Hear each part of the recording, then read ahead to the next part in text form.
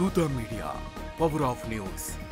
నమస్తే, welcome to Dootha media. కొందరు రాజకీయ నేతలు అధికారంలో ఉన్నప్పుడు ఇష్టారాజ్యంగా చెలరేగిపోతారు. అవినీతి, అక్రమాలు, అనైతిక కార్యక్రమాలు ఇలా ఒకటేమిటి, సమస్త అవలక్షణాలు వాళ్లలోనే ఉంటాయి. అధికారం ఉన్నప్పుడు తామేదో చక్రవర్తులు అన్నట్లు, ప్రజలంతా తమ బానిసలు అన్నట్లు ప్రవర్తిస్తారు. తాము దోచుకోవడానికి, ప్రజలపై పెత్తనం చేయడానికి పుట్టినట్లుగా భావిస్తారు. ఇష్టారాజ్యంగా ప్రజల సొమ్మును దోచేసి లక్షల కోట్లు సంపాదిస్తారు. అయితే ఇదంతా ప్రజల్లో చైతన్యం రాకముందే. ప్రజల్లో ఒకసారి చైతన్యం వచ్చిందంటే ఇటువంటి వారి ఆటలు సాగు. ఇప్పుడు అచ్చం అలాగే జరుగుతోంది మాజీ మంత్రి విడుదల రజనీ విషయంలో. వైసీపీ హయాంలో మంత్రిగా పనిచేసి ఈమె అప్పట్లో ఇష్టారాజ్యంగా చెలరేగిపోయింది. చిలకలూరుపేట నుంచి ఎమ్మెల్యేగా ఎన్నికైన తర్వాత మంత్రి అయ్యారు. అయితే మంత్రి అయిన తర్వాత ఆమె అనుచరుల దోపిడికి అడ్డే లేకుండా పోయింది. చిలకలూరుపేట తన సామ్రాజ్యం అయినట్లు, ఇక్కడ ప్రజలు తన బానిసలు అన్నట్లు వ్యవహరించి వారిని అష్ట కష్టాలకు గురిచేసింది. ఇష్టారాజ్యంగా వసూళ్లు సాగించింది. తనకు ఇష్టం లేని వారిపై పోలీసులు ప్రయోగించి కేసులు పెట్టించింది. తనకు ఎదురు తిరిగిన వారికి శ్రీకృష్ణ జన్మస్థానాన్ని రుచి చూపించింది. అయితే రోజులన్నీ ఒకే విధంగా ఉండవు కదా. సార్వత్రిక ఎన్నికల్లో ఓటమితో ఆమెకు ఇప్పుడు చుక్కలు కనిపిస్తున్నాయి. గతంలో చేసిన అవినీతి, అరాచకాలు, అనైతిక పనులపై కూటమి ప్రభుత్వం విచారణ చేస్తోంది.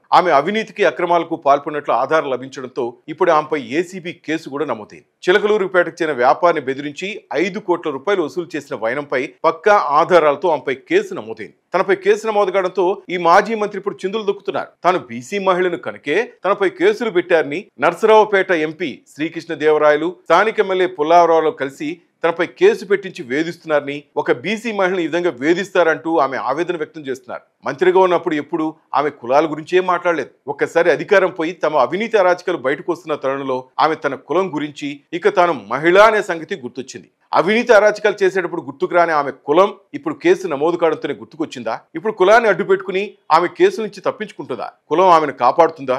ఏమో. మొత్తానికి టీడీపీకి చెందిన ఈ మొక్క అక్కడ సీటు రాకపోవడంతో వెంటనే వైసీపీలకు దూకి ఎమ్మెల్యే సీటు సంపాదించి అనంతరం జగన్ మెప్పించి మంత్రి అయ్యారు. చిన్న వయసులోనే రాజకీయాలు బాగా వంట పట్టించుకుని ఈమెకు ఇప్పుడు ఆమె చేసిన అవినీతి అక్రమాలతో చిక్కులో చిక్కున్నారు. అయితే ఈ చిక్కును తప్పించుకోవడానికి ఆమె కులాన్ని అడ్డు పెట్టుకుని బయటపడాలని విశ్వ ప్రయత్నాలు చేస్తున్నారు. చూద్దాం ఆమె ప్రయత్నాలు ఫలిస్తాయో లేదో. హాయ్ అండి, నేను మీ ఆర్జే శేఖర్ భాష. Like, share and subscribe to Dootha media. For more updates, please subscribe Dootha media.